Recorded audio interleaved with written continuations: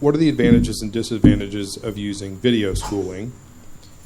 And then similarly, a separate question but same structure, advantages and disadvantages of the mother being the main teacher. I mean, for video schooling, I'll tell you at least, I mean, it's sort of like, there have been different levels of questions about, like, what do you do if you're a single parent, or what do you do if both parents work? And so there's a part of it where, hey, if both parents work, you can get something out of video schooling, use video schooling a lot, because that can help. I mean, if your constraints are you're in this situation and you have to be in this situation, then video schooling can be very useful. But it's more effective to have somebody in the room. And so we tended to try to use it in targeted situations. There were specific topics. There was a video on this topic that was very useful. And so we would use it for specific applications, because we didn't want to overuse it, because it was just really easy for the kids to kind of watch it. Their eyes would glaze over.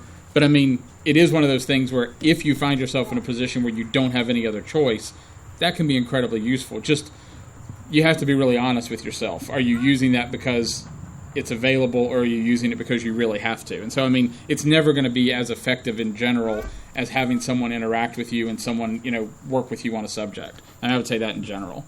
And in general, I'd say that the advantage of video schooling is that you can have people that are experts, have expertise that you don't have. Right.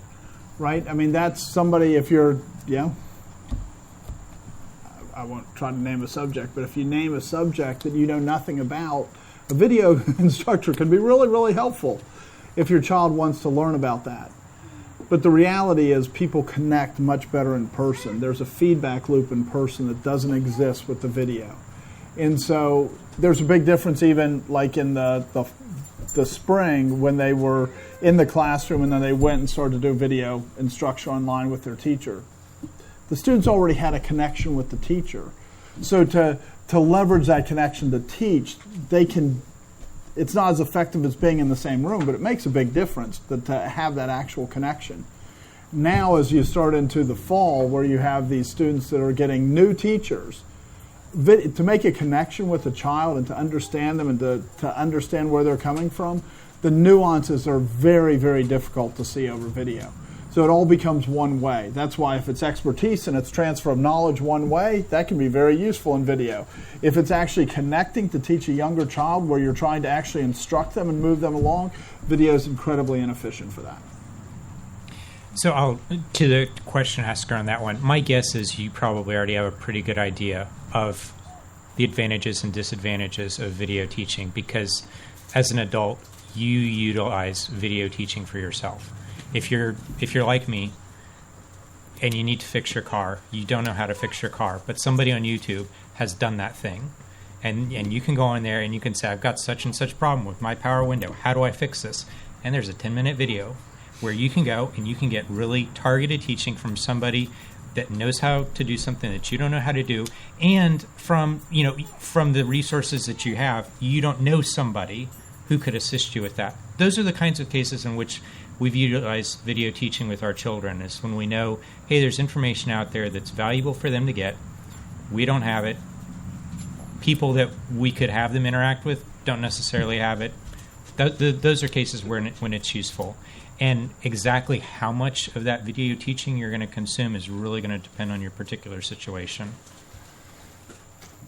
Hey, we do a lot of history videos. So we're not opposed to video teaching. We do history videos because everybody can't go to a battlefield and say this is where the battle happened and this is what happened at the battle.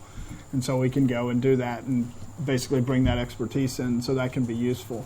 But especially for small children and younger children, it can be very, very distracting instead of having somebody that actually has that connection, because they don't know how to deal. Because part of it, they need to learn how to deal with different people, and dealing with people doesn't happen with video. You're just sitting there in a passively absorbing it rather than actively interacting. And a lot of teaching, especially at the younger ages, has to be interactive. The other half of the question was, can you say, what was that about the mother being the primary teacher? It was the same. What are the advantages and disadvantages of the mother being the primary teacher? I mean, my guess is in most cases in homeschooling, the mother is the primary teacher. I think that's probably the most common situation. I do think there's a part of it where, you end up balancing and figuring out what you need the father to specifically do, and some of it depends on schedule, some of it depends, in the end, the father has the, and again, we said we were going to speak from a worldview. I see it as the father has the obligation as final responsibility over what happens with the family, and so he needs to set structure, he needs to set direction, and he needs to make sure that his wife has the things that she needs, and that he's coming in and supplementing what he needs to. I don't think there's a necessary negative to the woman, to the wife being the primary teacher. I think.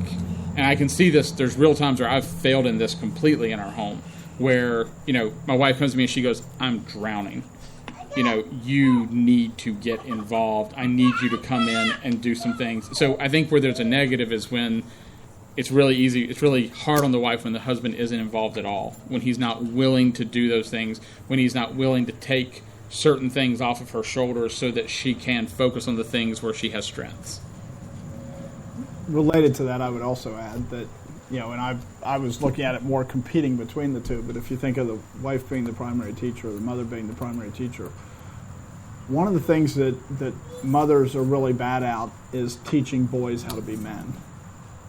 They really they don't know how to do that. And there's real aspects to that. Men are very different than women. I know our culture says they're not, but they're nuts. If they've ever watched a 2-year-old boy and a 2-year-old girl, they're very different.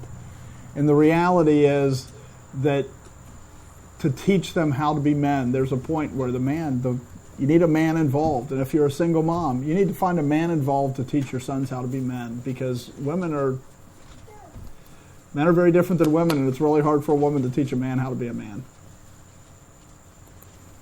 And that's a feature, not a bug. That's a feature, not a bug, yes.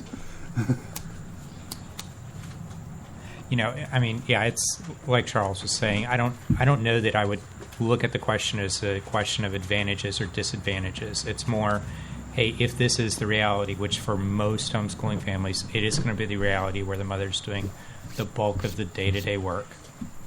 There's got to be some engagement from the father. The child has to perceive that the father is not disconnected, that this is not just mom's project and dad goes to work and then comes home and watches TV. And there has to be some kind of involvement, even if it's just occasional involvement. Like, you know what, you're having problems with that math. We're going to wait until dad's home because dad's better at math, and dad's going to answer your math questions. You can ask dad your math questions. So my wife likes to talk about when she was homeschooled, and she just felt smarter sitting next to her dad when she was doing math. And math was so much easier just sitting in the same room with dad. So those kinds of things are really important. If possible, the dad really needs to be there.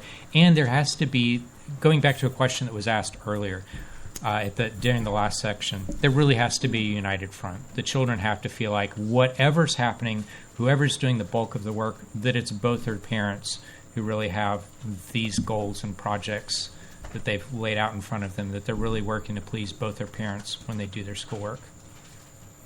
I would actually recommend that in most homeschools, the father should teach at least one subject, or should choose one subject that they teach. Like in our homeschool, there were a few, but certainly history was one that I was the primary teacher for. And most of the way that we did it, it was a read aloud at night, right? It wasn't that I was working with it during the day, but at night we would intentionally read through history books and develop history and talk about history. And so that was a subject that was my subject to teach them. And it's very good to have fathers have a subject or a few subjects that the children see, yeah, this isn't just mom doing this. This is, in this subject, this is dad who's doing it, because it's our homeschool and not just mom's homeschool. I think you can add a couple other things into that too. One is you have to remember, part of the perspective I think that we would all be coming from is, if you're thinking of life as school, we're not saying that you have to fill up the whole school day with 8 hours of instruction, because that wouldn't be required either. So in the end, what happens is the mother is frequently, in the model that most of us probably have, is the mom is home during the day. So the mom's managing the day-to-day activities. And so the mom and dad should sit down together and talk about what schooling needs to be done, what education needs to be done, and what work they're going to do together. And there's times where I'll have kids who come into the office with me, And it's getting nowadays where it's more and more common where where bosses are going to be accommodating of that. If your children are disciplined, they're well behaved, they know how to be quiet, they don't have any problem with a kid sitting over in the corner in your office or having someone be able to come in. And so there's a part of it where involving your kids in your life, this becomes another part of it. And the father can involve his children in his life in different ways. And you actually look for opportunities to involve them in your life more. And so all of these things, they kind of become very organic. But if you're thinking about it in strictly like rear end sitting in desk, receiving instruction, then the father's going to be involved less. But if you start to think of it more organic, the father can be involved a lot more, and the places where he's involved become a lot more significant. Because I had the advantage of owning my own business, I mean, basically my two sons, I probably did the bulk of the teaching after they turned about 10 or 11. Right.